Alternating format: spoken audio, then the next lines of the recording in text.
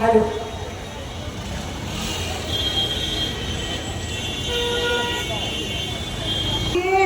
আমার ছেলেমেয়েরা যখন প্রশ্ন করে, মা আমরা এত পড়ছি, পড়ে পরীক্ষা দিচ্ছি,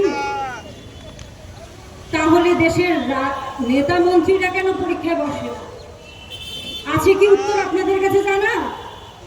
দেশের নেতা মন্ত্রী হতে গেলে পরীক্ষায় বসতে হয় না কেন?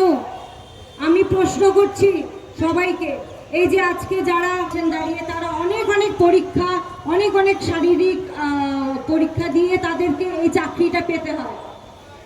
এই যে এত সম্মানের তাদের চাকরিটা, তারা ডিউটি করে কাদের জন্য? তাদের শিক্ষাগত যোগ্যতা কি? একজন আইএএস আইপিএস অফিসার হয়ে একজন অশিক্ষিত, এই যে পরীক্ষা সিস্টেম, আমার মনে হয় দেশের নেতা হতে গেলে, দেশের সেই পজিশনটা হোল্ড করতে গেলে তাদেরও শিক্ষাগত যোগ্যতা দরকার হবে, দরকার হয়, তাদেরও পরীক্ষা নিতে হবে।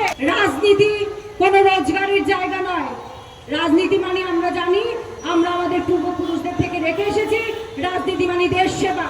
এই ভিডিওটিকে লাইক করুন, আপনার গুরুত্বপূর্ণ মতামত কমেন্টের মাধ্যমে আমাদের জানান এবং আমাদের চ্যানেলের ভিডিও সবার আগে দেখার জন্য ইউটিউবে গণশক্তিকে সাবস্ক্রাইব করুন, ফেসবুকে ফলো করুন এবং শেয়ার করুন আপনার পরিচিতদের মধ্যে।